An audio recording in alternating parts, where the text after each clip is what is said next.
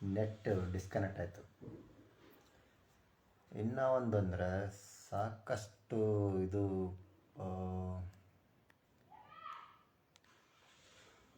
Media, social media, ಅದು ಇದು ಒಂದು ವಿಚಾರನ ನೂರು ಥರ ಹೇಳ್ತಾರೆ ಸುದ್ದಿ. ಬಟ್ ನನ್ನ ವಿಚಾರ ಏನು ಅಂತ ಡೈರೆಕ್ಟ್ ನನ್ನಿಂದನೇ ತಿಳ್ಕೊಬೇಕು.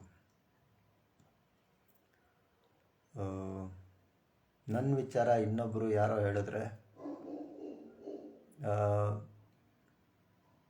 ಅದನ್ನು ನಂಬಬಾರ್ದು ನೀವು. ಲೈಕ್ ನಿಮಗೆ ನನ್ನ ಜೊತೆ ಏನು ಅನುಭವ ಆಗುತ್ತೆ ಅದು ಸತ್ಯ. ನನ್ನ ಬಗ್ಗೆ ಇನ್ನೊಬ್ಬರು ಯಾರು ಏನು ಹೇಳ್ತಾರೆ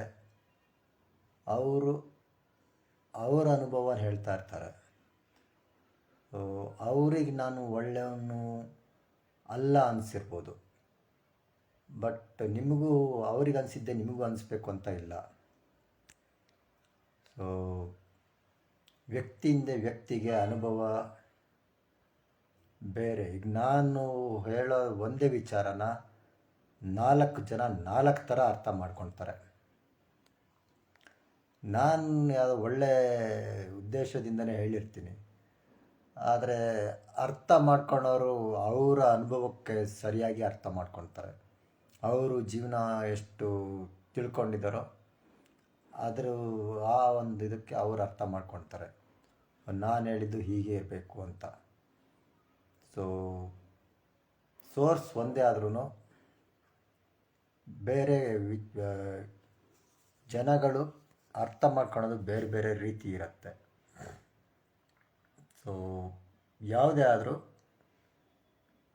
ಡೈರೆಕ್ಟ್ ನನ್ನ ಬಗ್ಗೆ ತಿಳ್ಕೊಬೇಕಂದ್ರೆ ನನ್ನ ಜೊತೆ ನೀವು ಮಾತಾಡಿರಬೇಕು, ಇಲ್ಲ ಕೆಲಸ ಏನಾದ್ರು ಮಾಡಿರಬೇಕು ನನ್ನ ಜೊತೆ. ಆವಾಗ ನಿಮಗೆ ಒಂದು ಅನುಭವದಿಂದ ಗೊತ್ತಾಗಿರುತ್ತೆ. ಸುಮ್ಮನೆ ಯಾರೋ ಹೇಳಿದ್ದನ್ನು ನಂಬಿದ್ರೆ ನೀವೇನು ತಿಳ್ಕೊಬೇಕೋ ಅದು ತಿಳ್ಕೊಳಕ್ಕಾಗಲ್ಲ.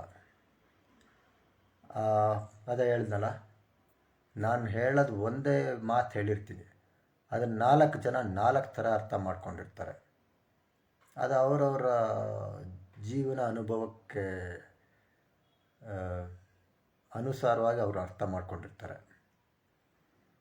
ಸೊ ನಾನು ಅಂತಲ್ಲ, ಯಾರದ್ದೇ ಇದಾದರೂ ಅವರ ಸುದ್ದಿನ ಅವ್ರ ಹತ್ರನೇ ಕೇಳಿ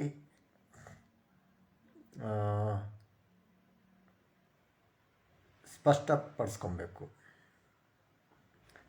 ಗಾಸಿಪ್ ಎಲ್ಲ ಇವಾಗ ಮೀಡಿಯಾ ಇದರಿಂದ ಎಲ್ಲ ತುಂಬಾ ಇದರಲ್ಲಿ ಸುದ್ದಿ ಏನಿರುತ್ತೋ ಅದ್ರ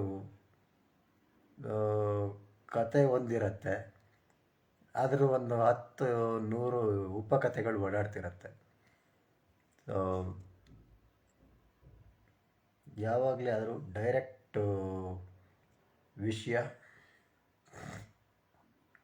ಅದನ್ನು ಹೇಗೆ ಅರ್ಥ ಮಾಡ್ಕೊಬೇಕು, ಅದಕ್ಕೂ ಒಂದು ಅರ್ಥ ಮಾಡ್ಕೊಳೋಕ್ಕೂ ಒಂದು ಇದಿರುತ್ತೆ.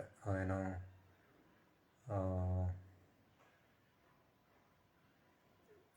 ನಿಮಗೂ ಒಂದು ಸಾಕಷ್ಟು ಕಷ್ಟಗಳ ಅನುಭವ ಆಗಿ ಜೀವನದಲ್ಲಿ ಬೇರೆ ಒಂದು ರೀತಿ ಯೋಚನೆ ಮಾಡಬೇಕು ಅಂತ ಅನಿಸಿ ಆವಾಗ ನನ್ನ ಮಾತುಗಳು ಮತ್ತೆ ಕೇಳ್ತಿರಲ್ಲ. ಆವಾಗ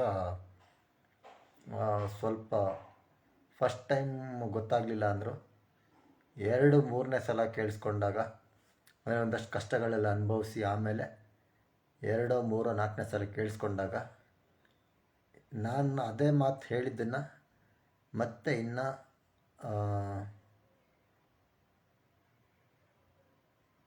ಒಳ್ಳೆ ರೀತಿಲೇ ಅರ್ಥ ಮಾಡ್ಕೊಳ್ತೀರ. ನಾನು ಹೇಳೋದು ಏನು ಅಂದರೆ ದೇಹ ಆ, ದೇಹ ಶಾಶ್ವತ ಅಲ್ಲ ಅಂತ ಎಲ್ಲರಿಗೂ ಗೊತ್ತಿರುತ್ತೆ. ಆದರೂ ಮನಸ್ಸಿನ ಬಗ್ಗೆ ತಿಳ್ಕೊಳೋಕೆ ಏನೋ ಒಂದು ಭಯ.